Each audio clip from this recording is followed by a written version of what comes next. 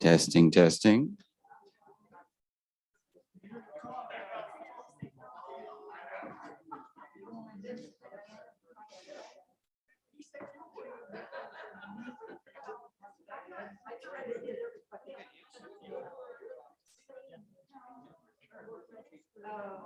Testing. Hey, all right.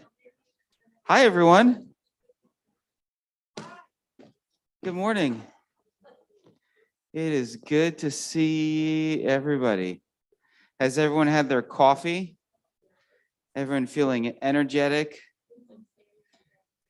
wide awake? Well, we're privileged to have all of you with us this morning.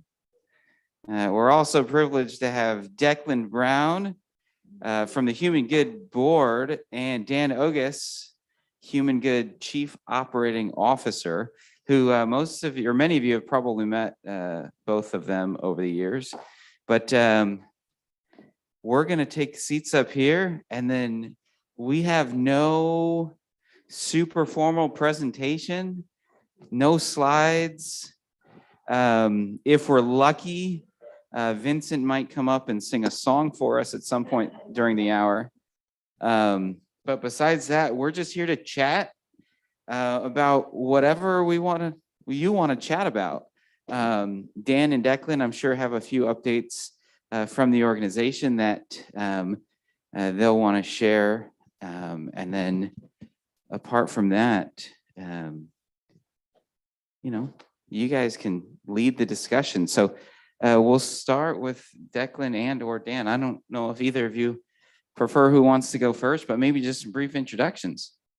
Well, good morning, everybody. Since Dan is DAN and Declan is DE, so I think Dan should go first, but he is a board member, so we'll go with that. So good morning, everybody. Thank you for having me. So I've been up in Oakland the last few weeks. We'll talk a little bit about fire safety and life safety. I can tell you a little bit about that, but can anybody guess how much a lift from Oakland to Los Gatos cost this morning?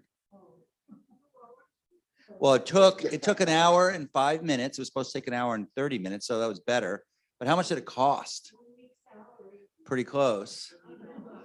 $200. $200. And I had no choice because there wasn't a lot of cars, and it wasn't like by the way, I did not get into a glamorous automobile. It was a Nissan Sentra, very nice lady, so it was a good way for her to start her day. So good morning, everybody. Again, thank you for having us. I'm glad to be here. I know there's been a couple other times I was supposed to be here, and due to illnesses in my family and other reasons, I was unable to. So thank you for indulging me. I do want to just share a couple of things with you, and then I'm going to have my friend Declan and my colleague and one of your directors talk about a couple of things. But I think everybody heard we had a fire a month and 2 days ago, actually, at Grand Lake Gardens. And a couple of things about that fire. One is, in what we do, our biggest fears, a fire, an active shooter, an earthquake, some other natural disaster where there's potentially loss of life, residents and or team members. Biggest fear to me in my career. And I guess at some point there was a fear of a pandemic, but now that I've been through it, I think at least I get that one. But I'm very, very thankful. No serious injuries. We had some smoke inhalation injuries, but no other serious injuries. What we didn't anticipate was the amount of damage that was done to that building. We knew there was a lot of damage done the day of as we evacuated the residents, but we really didn't know the extent. And what our focus has been for the last month is getting the residents safely placed. Thankfully, Piedmont Gardens went from, I think, 82% occupancy to 100% occupancy overnight because we moved a bunch of residents there, and they're in 4 or 5 other communities around Oakland, and some are still with family members. Last week, let me back up for a second. As we learned the extent of the damage there, very old building, asbestos laden building. The asbestos was disturbed, the fire department comes in with the highest pressure hoses because that's what they do. And so when they start blasting things off the ceiling and the floor, the asbestos becomes disturbed, or what they call friable. At that point, asbestos is now, the building has contamination because of the smoke, because of the asbestos, because of the water damage, first and foremost. Second thing was there was so much water damage because, when you have a mid-rise building, 6 or 7 stories, and you put pressurized water in it, water, you can spray it up, but it still comes down. And even though it's a concrete structure, it did a tremendous amount of damage, and it did a tremendous amount of mechanical damage, destroyed both elevators, really destroyed them. We have one kind of running now by taking parts from others, from that one and from other parts that the elevator company had, but unreliable, but we needed to move stuff out. Fire alarm is destroyed, and some of the HVAC is destroyed. And what we were told that the earliest we'd be able to get back into that building would be 2024, so more than a year. And what has to happen to that building is we have to abate it completely, means everything has to be moved out. Every piece of personal property, every piece of art, every piece of flooring has to be moved out. The whole building essentially needs to be abated. With that knowledge, we went to the board last week. We were in Philadelphia. We had a board meeting. We went to the board and we asked permission, unfortunately, to close the building. The building is closed because no one can, it's uninhabitable, and it wouldn't be habitable again for more than a year. How it works in California, though, is it's largely a month-to-month community. We do have some CCRC contracts or life plan contracts. Most of those residents will be served at Piedmont Gardens, but the vast majority of the people were month-to-month. And so what we ended up doing is we got permission from the board. Yesterday, I had the awful task the last couple of days of meeting with all the staff and the residents to tell them that we intended to close for the foreseeable future. And we're putting in a closure application with the state. They'll get an official letter in a couple of weeks, and then it'll be 60 days from then. And then we will have surrender our license, meaning we'll give our license back to the state. And then through next year, we won't know until the spring what we can do with that building, whether it can be rehabilitated to the point that we could use it as what it is currently. Maybe it'll become affordable housing, maybe it'll become workplace housing, maybe it'll be sold. We don't know, and we won't know until sometime in the spring.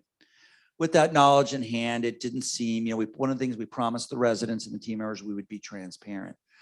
It just didn't seem logical to tell people to wait it out, live in a temporary situation, because we don't know how long. Could be 18 months, could be 2 years, and we may end up having to make the decision that it just doesn't make sense to bring it back to where it was. So we had to go, and we spoke to pretty much every resident yesterday, wherever they were, and all the team members between yesterday and Monday. So very, very difficult time.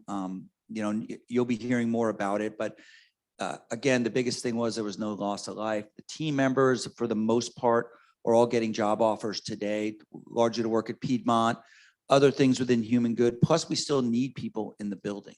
The building, there's a lot of work to be done to get it cleaned out and taken care of. So I just wanted you to hear that here, what the reasoning was. It wasn't a financial decision. It was a decision that we don't know. We won't know. We can't ask residents, well, just wait. It's not fair for them. They need to be able to move on with their lives. If we do reopen it that way, and that's a decision the board makes, we'll move forward with that. So very difficult decision. But again, the good news out of it was no serious injuries. If you just see pictures of the condition, particularly of that 5th floor, the fact that nobody lost their life is mind-boggling to me. So, and it also has to do with good leadership, making sure that the residents understood the residents did what they were supposed to do, which was shelter in place until the fire department came. Open doors, allow smoke to generate through the hallways. That's where smoke inhalation happens. That's how fire spreads very, very quickly. So our training did work, and I think that played a big part to the lack of injuries, but still very, very disappointing. So any questions about that, sir? Question is, what was the cause of the fire? The fire marshal's doing the investigation, still doing the investigation. We believe it was either a heating pad or electric blanket that the resident had plugged into a power strip, and it shorted out, which is important to figure out whether it was a product issue or it was just a flaw. But it was caused, we believe that it was caused, that's what it was caused by. We should know in early December when the fire marshal issues his final report. Someone else had a question, sir?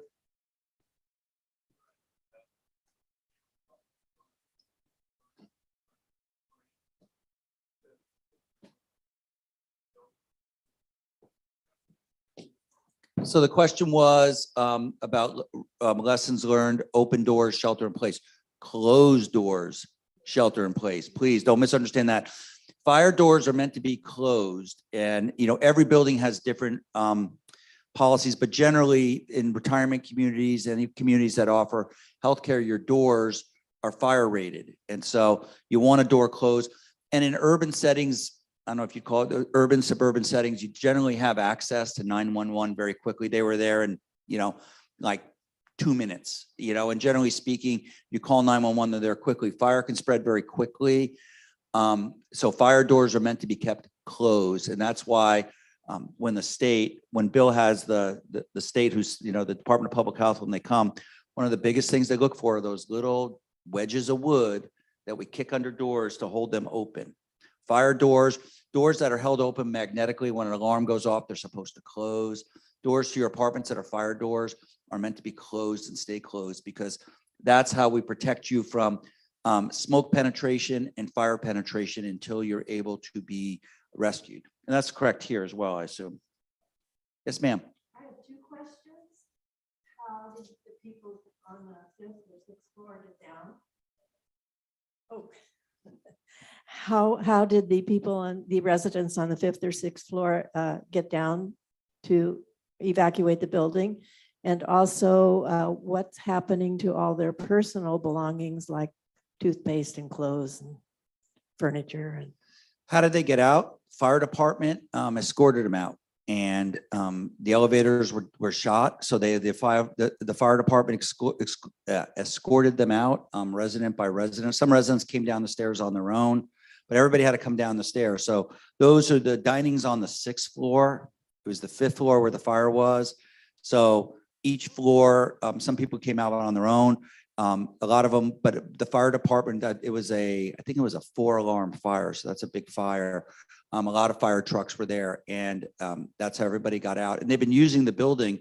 The Oakland Fire Department and San Francisco have been using the building as a training site. We've asked them to kind of slow that down because it's disturbing to other things we're trying to do there. But it was really the work that they did was outstanding as well, getting people out of the building. Second part of that question was belongings. So everybody's belongings are being packed now. A lot of people, we've been able to bring their belongings out to them. There are 27 apartments out of 85 that are contaminated, meaning they either have such significant smoke or water damage that they're a total loss, or they have asbestos contamination. And so those units are kind of red tagged for the moment. And then we have to look at what things can be abated. Some things can be abated, some things can't.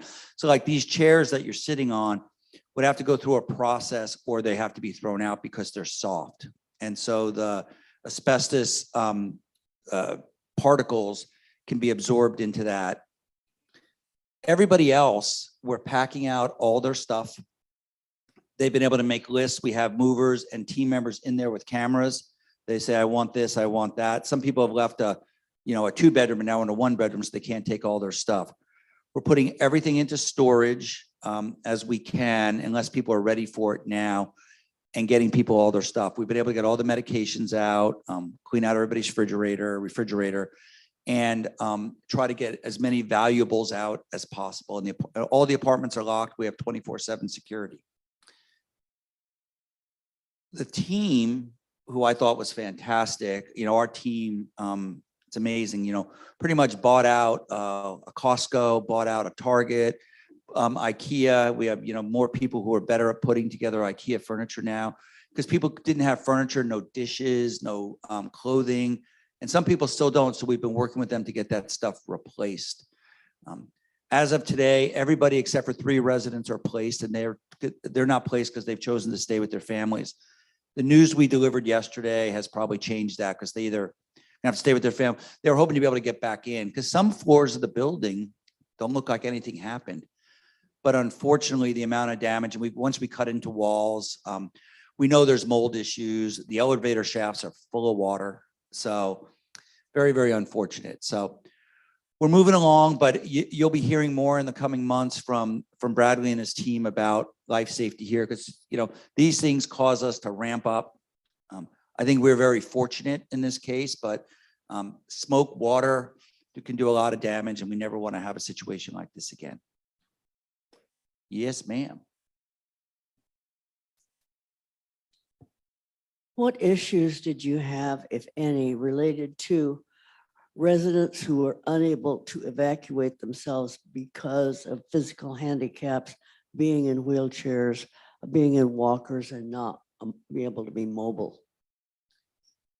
Good question. We 'Cause had. We've got a fair amount of those on upper floors Well, here. and so even though it's funny, not funny, but it's ironic. We had some of the evac chairs, but the fire department chose not to use them. The fire department used Armstrong, and that's how they were able to help residents out. But we learned some valuable lessons, and one of the valuable lessons, can be is people who lack mobility, and unless they're gonna, if it's a building that's fire ready, where they can shelter in place, it's less of an issue. But you need to be prepared. If something like that happens, then you're going to be carried out, and the fire department's going to carry you out. They're not going to give you a choice. And sometimes people can move slowly, and sometimes they don't want to take that time, so they moved them out. But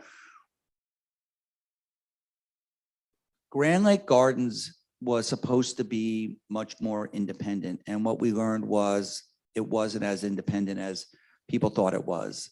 In a fully independent building, people need to be able to evacuate in an emergency without the use of a walker, cane, or wheelchair. If not, they need to be in a non-ambulatory unit, which we have in most of our communities, so that it's easier to evacuate those folks. And but we've learned, and we're learning more. And as we continue the investigation and the postmortem on it, we'll be able to share more with residents' councils, with you as a whole, but most importantly with the leadership, so they're making sure that we have everything in place. Because what you learn about these kind of things, it's always somewhere else it happens, but it could happen to us, which it did.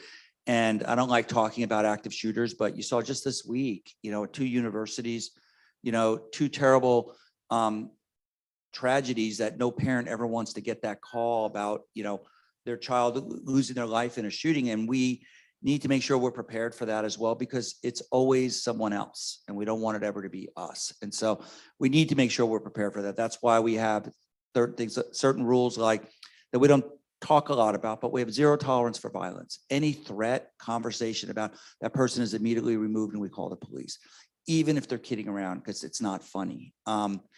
And you live and learn around that stuff, but that's why preparation is so important, because you never know.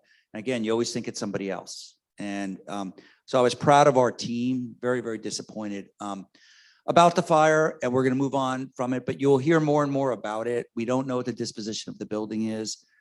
We won't know till next year. So the board's been super supportive, very tough decision. Declan's from that area, so very, very familiar with that building. Yes, ma'am. Thank you. So you mentioned that there's team members going in now to move things out. So what precautions are you taking for them to keep them from inhaling asbestos and getting things like that? Well, the team members, I want to be clear, the team members are only going into the units that are not contaminated. The units that are contaminated, we have an industrial hygienist that we're working with that's building the protocol, and a professional asbestos packing, moving, and then removal company will take care of the units that are the areas that are contaminated. Any contaminated units, none of our staff are in. People are in them, they're wearing the appropriate masks and gowns and that kind of stuff, but we're not having team members in any areas or residents that we have contamination. Done a tremendous amount of testing.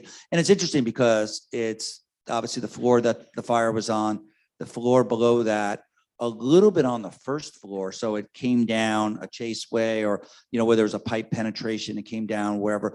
We have a couple, and unfortunately we have a couple spots in hallways, so we can't access apartments that are clean, but the hallway is not. So until we get the hallway abated, carpet removed, cut into the drywall, but we need to move fairly quickly because also mold is an issue because you have all the standing water. And a lot of it's been the day the fire happened, as soon as the fire department let us, we had ServPro come in and they were cleaning it up, but still they weren't cleaning behind walls. They couldn't get down into the elevator shaft. So there's water in other places, but we're not letting anybody be exposed at all. None of our team members. We're only using professional companies that take care of this kind of stuff. So a couple other things. Then I want to pass it on to my friend to the left, and you can ask me any questions you want, or my friend Declan. He's good at answering questions. Thank you for being as understanding as possible around the rate increases. This was the highest year in my career across the board. We've had years where we've had high increases at one community or another, but across the board, as you know, a lot of it is labor related. A lot of it is inflation related. We don't expect, we expect things to get better. We think we're going to hit a rough patch in the economy is what the forecasters say. And then we think things will get better. The good news about a rough patch in the economy is it's a little bit easier to grow employment. The bad news about a rough patch in an economy is, home prices, we're already starting to see a decrease, even though they've gone through the roof, but the price of homes are dropping currently. Interest rates are unbelievably high for people who want to get mortgages. We haven't seen a significant slow in most of our markets. Some of our markets we're starting to feel it, but just intuition would tell you that we're going to see some of that. That hurts in sales. Here, the team does such a fabulous job. Fabulous. You heard me say it right. Fabulous job. So we hope that continues.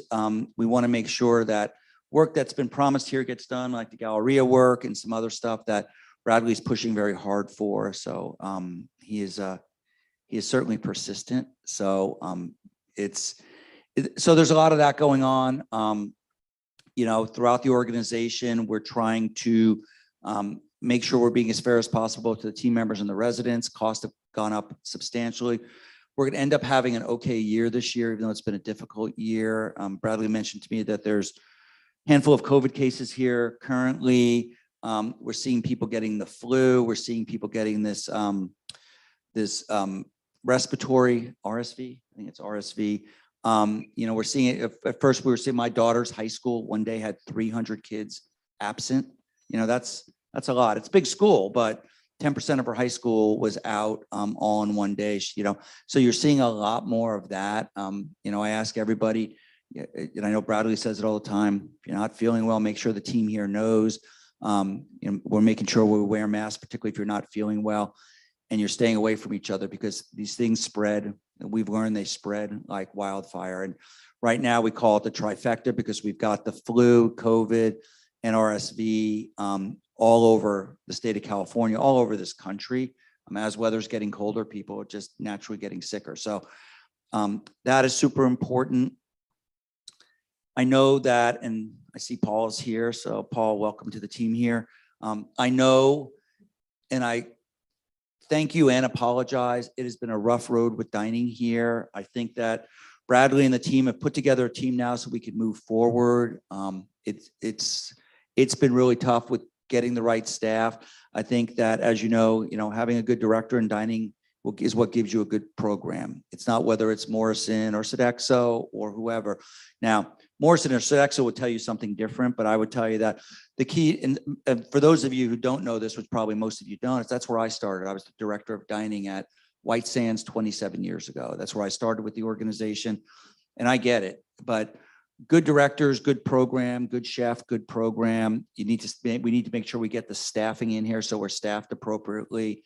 So, but dining is I know something you've struggled with, and Bradley has really worked hard to make sure we're moving in the right direction as we're going into the holidays and into next year, that we start out on the right foot. That is with dining. I know that I think most of you have heard that Windsor or Windsor Manor, as we used to call it, in Glendale was a community that we decided to sell to Ararat.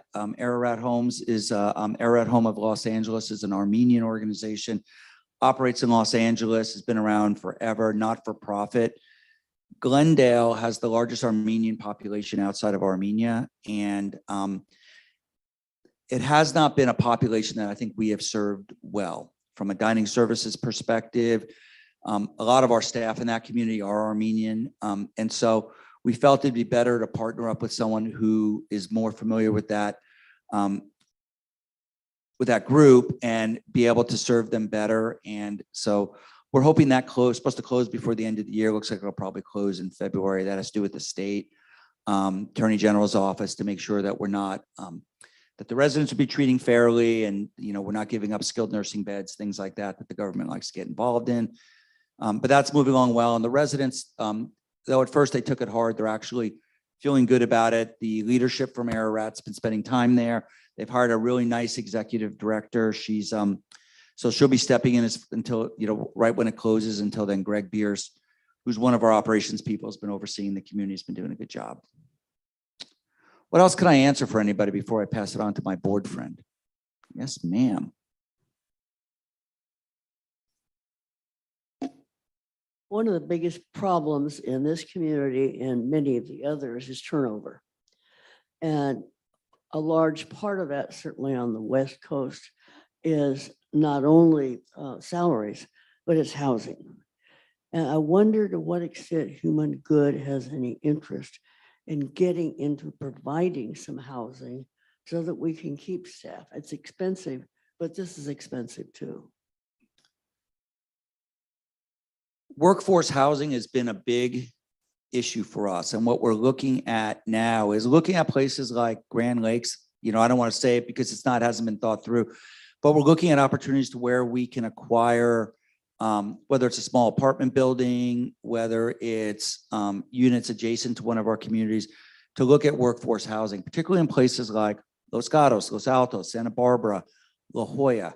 In La Jolla, because I'm just so familiar with it, people are like, well, wouldn't everybody want to work here? Well, no one who works at the White Sands of La Jolla lives in La Jolla. So everybody has to commute in. Certain times of the year, particularly in the summertime, traffic is unbearable. And these people can get the same job or a similar job much closer to home. So yes, workforce housing is very, very important. Looking for those things, looking for ways to help provide transportation, cost of fuel really affects our team members. And being smart about how we're doing it, looking at even in things like shifting schedules so people aren't coming in with traffic flow, and to be able to find ways for people to be able to work and live in the same community. We're looking at all sorts of commuter benefits. We're looking for benefits, housing benefits, finding those right people. If we have apartments or spaces that would not be appropriate for residents, maybe having it for staff.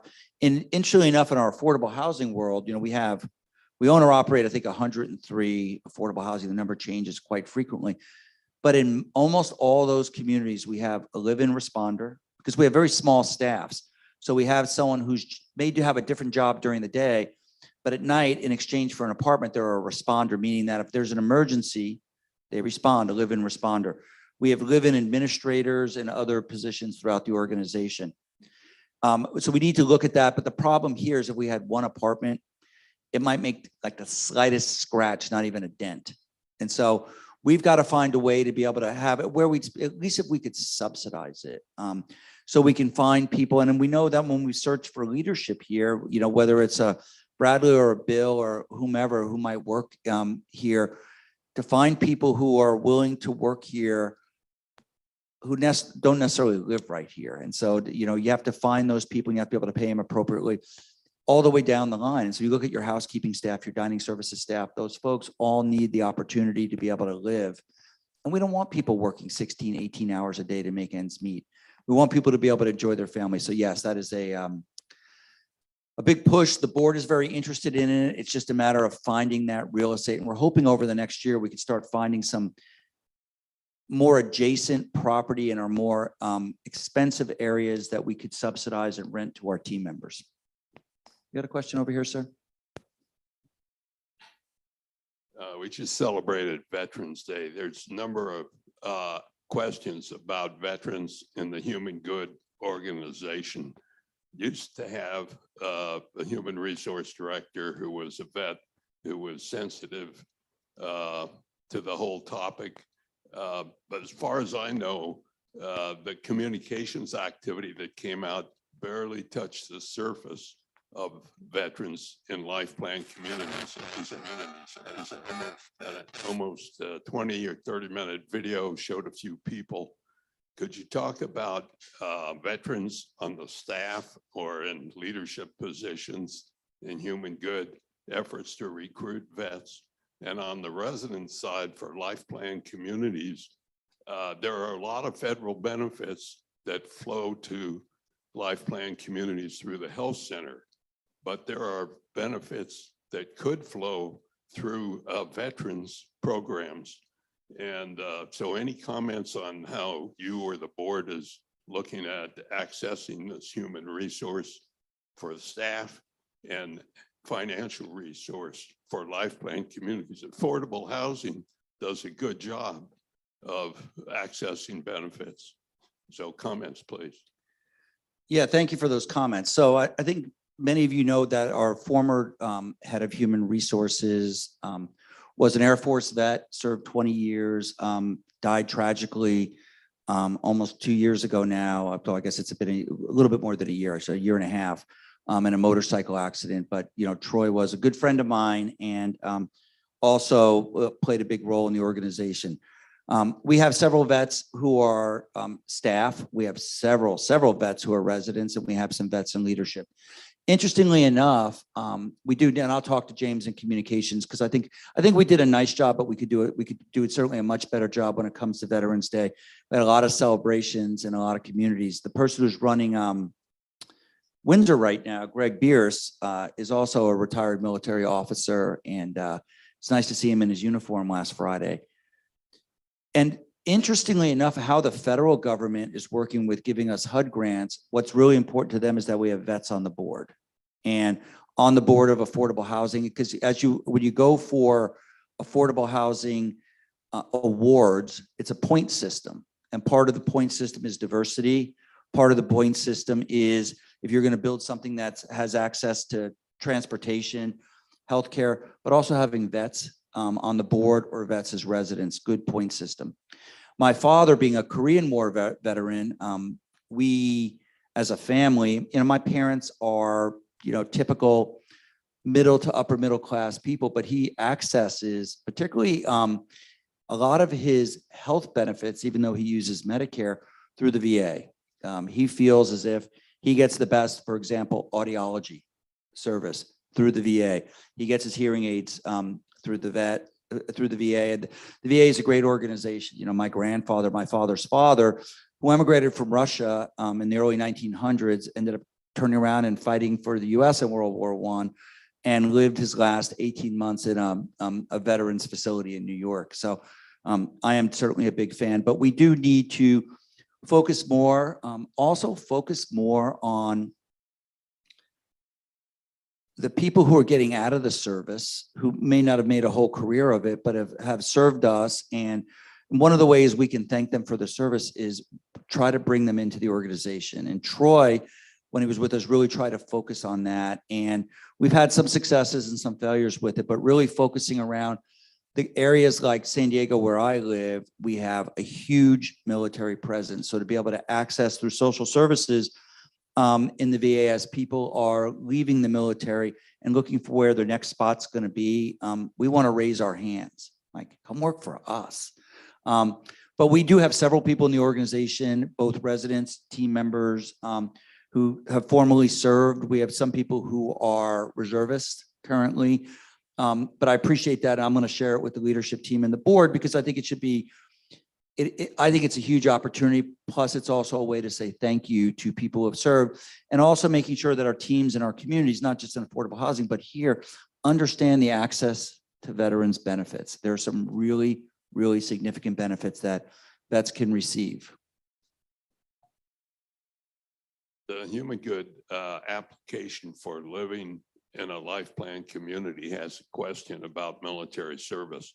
But if people leave it blank, it's an unknown for the team here. Informal surveys show that there are 40 veterans here in the Terraces population and about 40 surviving spouses. If you had comparison with other locations, you'd be better informed about the access to veterans benefits that could save the residents that are living here because you could access those through programs and not have to charge as much for living here.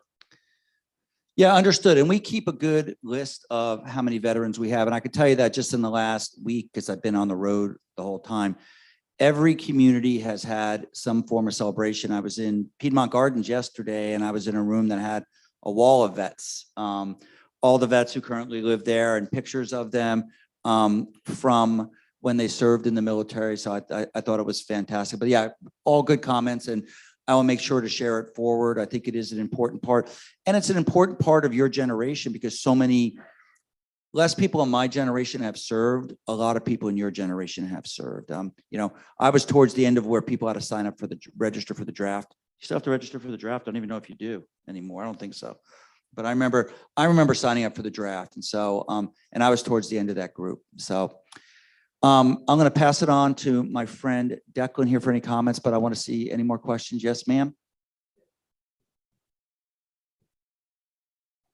I have seen, going back to the Trifala, that other CRCs are starting putting in HEPA filters in every unit to get down the risk of virus spreading. And I have done it on my own unit. I have bought an HEPA filter and I change it every 3 months because that's an easy way to keep myself protected. But I think it would be good if, especially these areas in this building, has HEPA filters and also all units. It will cost probably $40, $50 more per year for a unit to have that. Thank you. And I'll share that with the Buildings and Grounds team. But yeah, we're looking at all sorts of means in which we can stop the spread of virus, whether it's airborne issues, other sanitation issues, to make sure that our communities are as safe as possible. But I will definitely pass that on to the Buildings and Grounds folks. Yes, ma'am. We're really glad to hear that you're pursuing the solar system for electricity in the future. We're really glad that alarm systems are on the list of things that are to be improved in the next year. And 2 things that are still on our list for safety. One is a satellite phone for Bradley. So if a communication is dropped for whatever reason, we will be able to reach him at home if necessary. We recently had an exercise in which he acted as the incident commander, and that was a great exercise to have him and to have been Bill Penrod and Charmaine involved. And it's still critical that we be able to reach him. The other concern that we have, particularly after hearing about a fire, was generators for the elevators that we have, because getting people down is going to be an issue. That's true. Thank you. Yeah. for And reminding so, me. But in an earthquake or if we had to evacuate because of a flood or fire, we'd really need it. so the sat phones are in process. I don't exactly know where they are, but they are in process. I think James was it James that was handling them? Can't remember who was handling them. John Burke. John Burke was working on them to make sure that there's a satellite phone available to each community. Elevators would not, what would happen with elevators, whether it's a fire, an earthquake, a flood, we want to make sure they drop to the lowest level, and that's where they're going to stay. The one thing you cannot have is someone trapped in an elevator. So the generators wouldn't run that, but we're looking at what at TLA, the last 2 weeks, the poor residents of TLA have had 2 power failures that had nothing to do with us, but they were just power failures. One went overnight. So we're looking at additional wiring for generators, whether it's an automatic generator rental. So as soon as the power goes out, that we're first in the list, we get it, we pay a contract fee for that, or to purchase another generator to make sure that the e-call system, so the emergency call system works, because that's important during that time. If someone pushes a pendant, that it works. And make sure that we also have some basic access from electricity perspective. So may not be every light, maybe it's every other light that goes on, but that we have things wired to that. So we are on it, and the satellite phones are in process. So, and then the other thing we're doing right now is, and I don't know that you have it here yet, which is One Call. You have One Call here yet? No. So One Call is a contract that you'll hear about next year. So when something happens, everybody gets called. One call, everybody gets it. Been a fire at Grand Lake Gardens, et cetera, you would get that. There's an emergency here. Go ahead. No, that's it. So you'll hear more about that. Very inexpensive technology, but so awesome to have, because it takes everybody's phone numbers, family members' phone numbers, and it puts into this big database. And a message could be put out by me or by Bradley or Declan or John or whoever, and everybody gets it. You just push send and boom, everybody gets a message that says there's been a fire here, or there's an earthquake there, or whatever. And I was just going to mention, some of you may recall about 5 years ago, we actually rolled out the One Call now system, and we utilized it to a certain degree for a few months, and we actually decided to stop utilizing it because it wasn't meeting the needs. And so as an organization, we've been looking into One Call now, and at first I was a little reserved, because I was like, no, we tried this already. It did not work for us.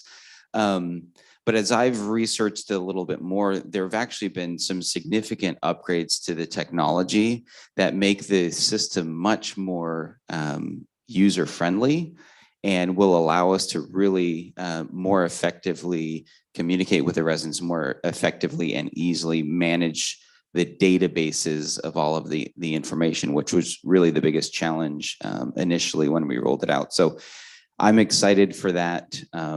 We're also sort of simultaneously exploring some other options that may be able to supplement that in terms of emergency communication. So I think it's a good step forward, and I was pleased to see some of the improvements, significant improvements to the system since the last time we attempted to roll it out.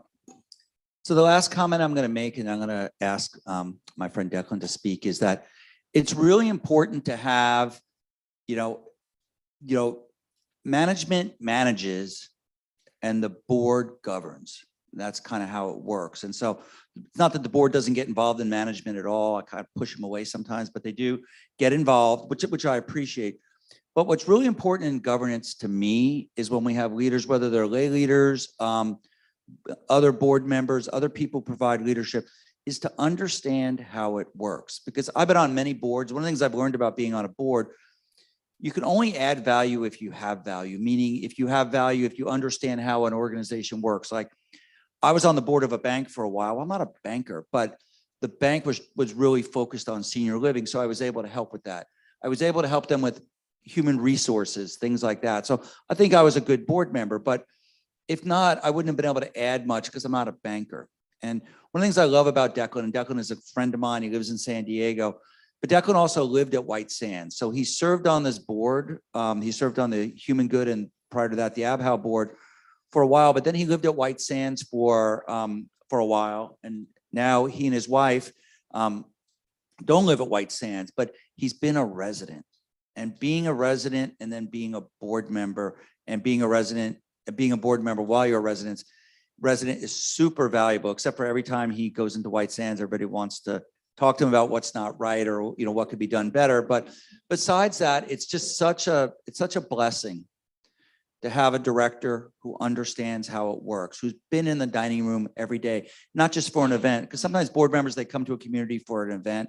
He lived it. He lived in an apartment. He understood what it was like when it was hot or cold, or there was an emergency, or he put in a work order. So it really is a pleasure to have him on the board. He advocates strongly for all of you, for all residents. He actually advocates for team members as well. So it's been a pleasure working with him, and I like continuing to work with him. So Declan Brown. Well, thank you, Dan. Good morning. Wow, it's so good to be amongst you. It's been way too long. Yeah. COVID played a role in it. But rolling out of COVID has been an issue too, because we've had flare-ups and it continues to be disruptive. In a lot of ways, it's something that we can't control for sure, but we have to make sure we make our best efforts to come face to face. As the board would meet during COVID over Zoom, there's 7 of us, okay, 7. We know each other. We've known each other for years and have worked together. And it's a very collegial board. We're able to tell each other where we think we want to go and where we're lacking. But we found that Zoom not being out with face-to-face, it was a different board. You know, we took care of perfunctory things, things that came up, we were reacting. A board that reacts is not good. It's not good for the community, it's not good for management. We can't be in a reactive mode. So it's so important that we're back out here, where we can be part of the heartblood. Difference between a for-profit company and a non-for-profit company is, you're our shareholders. You're the ones who we're serving, okay? There's not a money exchange, and that benefits us in a lot of ways. But the real thing is to enhance your lives and make them better. And that's constant. That's never going to end. That's what we're all about. And that's why I love coming here. When I first came, I'd go to the CAB meetings and then get to meet people and then expand to the community. Well, what I found is that the time you spend in a one-on-one with Q&A like we got today. I was great to hear a question about veteran benefits because I'm a vet, and I'm not sure I've ever really looked at a lot of the benefits that I could have, but that's important. Those kinds of things only come up in situations like today. So we're continually going to make ourselves available. I particularly like to roll with Dan because I give him all the heavy lifting and all the difficult subjects, and I'm able to just converse and learn, and hearing from you is so important. And that's what we want to do today. The board's been very strategic. As John's been here, has he been here for his coming through? He's not here. I won't even attempt to go through everything he will, but one of the things that's important to the board strategically is that we continue to take care of our physical plant. We were fortunate to get a CFO like Andy McDowell. He got us some deals before all the recent economic recession talk. And the reality is we're there. And we're able to continue even through this difficult time. When I was on the ABBA board, one of the biggest things when I first came in, and I was shocked to see, we had to discontinue that kind of work. Our capital budget, we just cratered it. Big mistake, huge. We're not going to make that mistake again. In fact, when I was in the railroad industry, working for Southern Pacific, when we get in trouble, what we would do is we'd store our locomotives. Oh, the good ones, right? And then we ran the ones that needed work, right? And then we stopped. He said, let's reverse it. Let's not use the new ones, we'll wait until time gets better. We're not going to wait. We're going to continue that. And that's very important. Growth for growth's sake is not what we're about. But we realize through affiliation, we have been able to improve our financial standing and our standing throughout the industry. which is extremely important. Almost, I guess, Dan, on a daily basis, the management gets leads. John for sure is out there at properties that we could pick up. Well, we're not going to rescue. We're looking for a situation where we can work together, make sense for us as we grow. And when I was in Philadelphia last week, it was the first time I was able to be there, even though we had affiliated and I'm on the board. So the board met there and we were able to meet the team members and talk to residents. And what we found is hearing from them that affiliation was so smooth. There were no ripples. And there were some with B Group and AmPal, and we learned from them and we're now better off. So we will continue that effort through this year and on. The board always has to have an outlook toward the future. We've got very capable management. I'm a big proponent of coming out to support this guy here to my right, Bradley. I'm a big fan of his.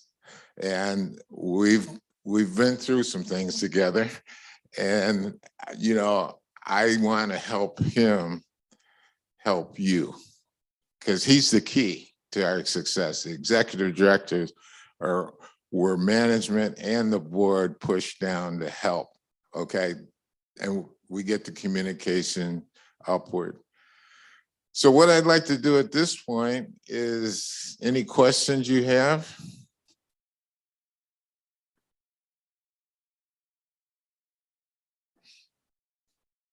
Perhaps you could solve a riddle that has been back of my mind for some time. When you acquire another facility in growing, if it is in need of your superior management, it costs money to bring it up to your level. And if it's got services way beyond what we see here, it's very expensive. So how do you decide what's the right fit and what it costs to the organization to either buy it or help it up? The key for us is, yes, you did. The key to success, and one of the reasons I got on the board was Pam Clausen. I think some of you remember Pam was CFO. And I helped our churches merge.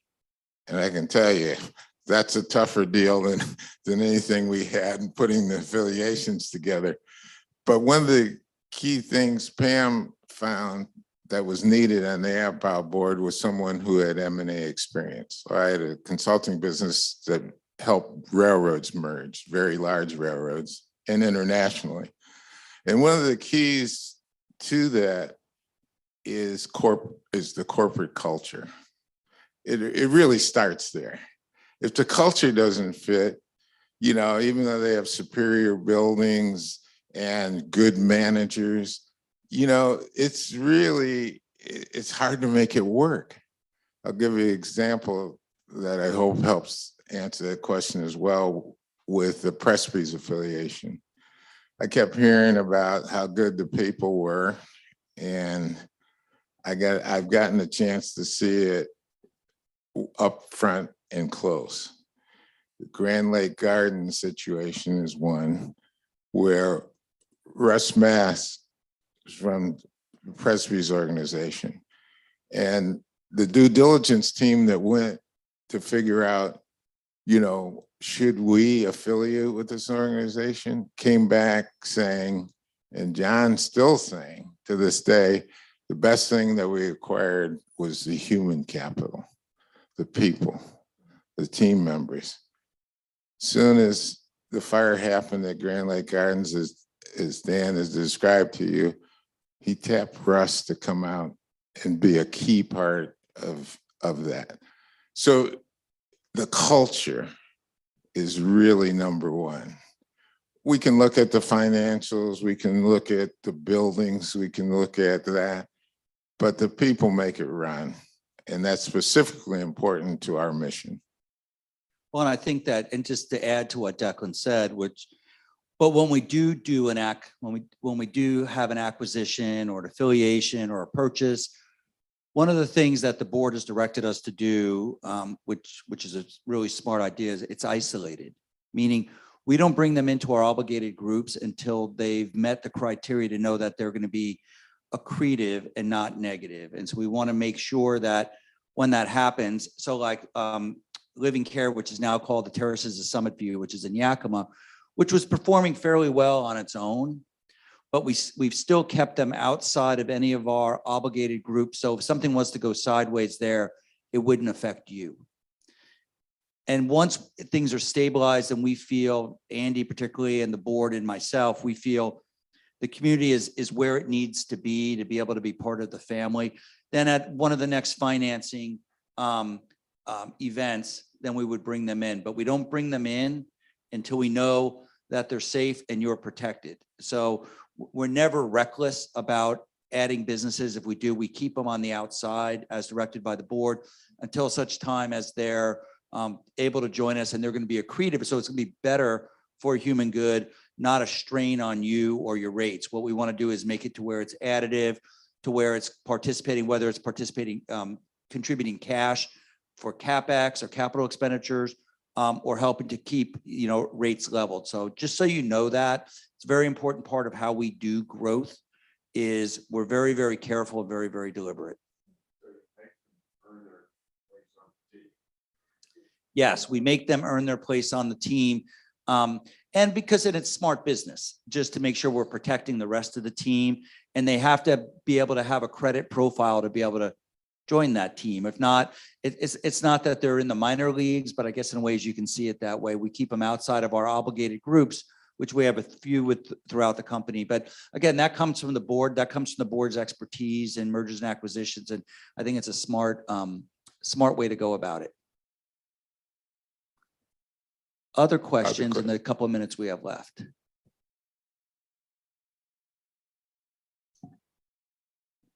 Residents at communities like this have always been old, but they're older.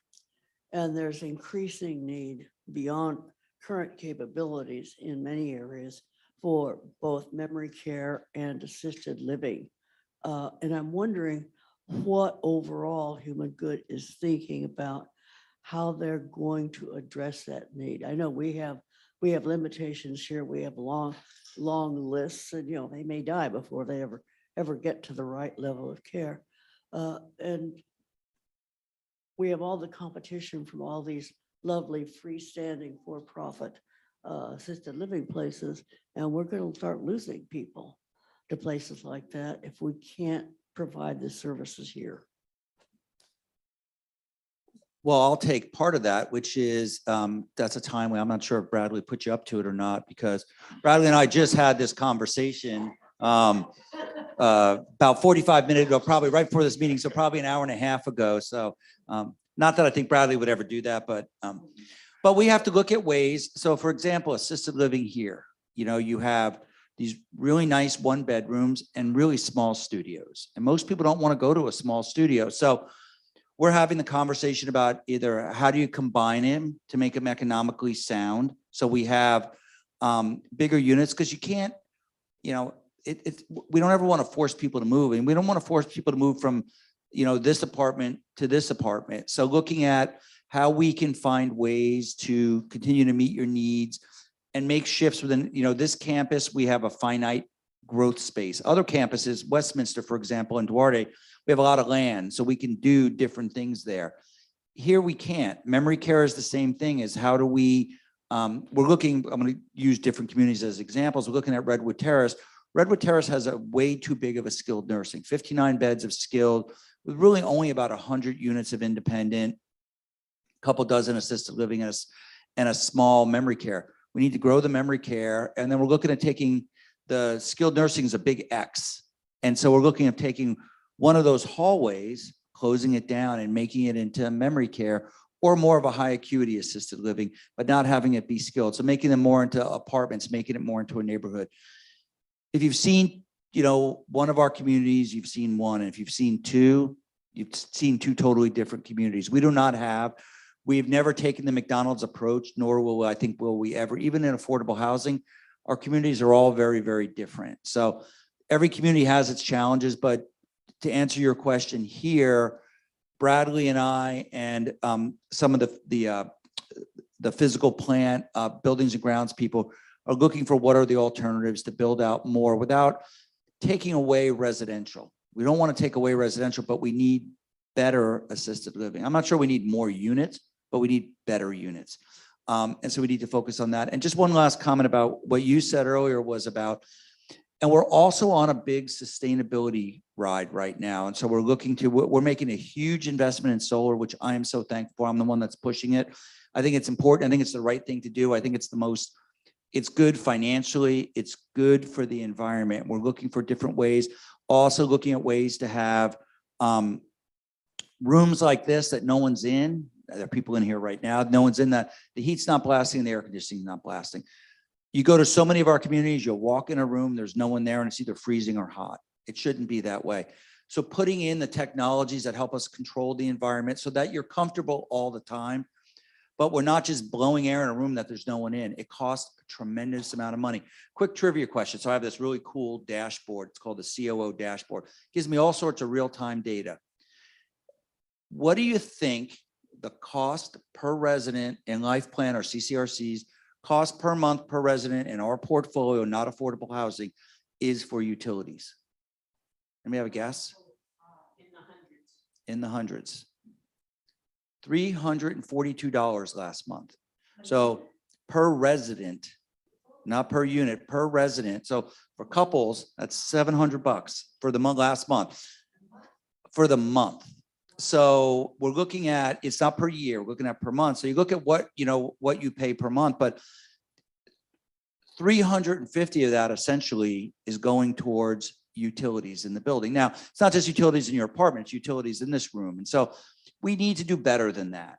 To have a couple, and it's not that it costs us, if we break it down by residents, costing us $700 per couple, okay? And that's a tremendous amount of money and we can do better. We don't want anybody to be uncomfortable, but again, we don't want a room to be cold when there's no one in it or hot when there's no one in it. We need to make sure we're managing that appropriately. So I'm excited about that. And I do believe it's the right thing to do. So we have time for maybe one more question. Does anybody else have a question?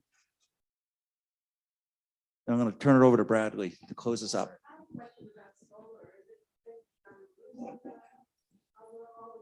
Or is it going to be? Is the solar going to be roofs on the roofs of the buildings? Is it going to be parking lot solar? Every or- campus is going to be designed differently. So it depends on where your roof space is. It depends on where, it depends on which way the roof faces. If you have carports, if they have good sun access, it just really is going to depend on the community. So, and then before we go, I wanted to ask Bradley to introduce our advisory board folks. There was two and now there's one. Yeah, thank you. Eric Eberly from the advisory board, our new advisory board chair. Thank you for being here. And Terry Duryea, who was here earlier, had to slip out. And I have one final question for the two of you. Can you come for all of our community chats and all of the state of the business meetings from here on out? Declan definitely can.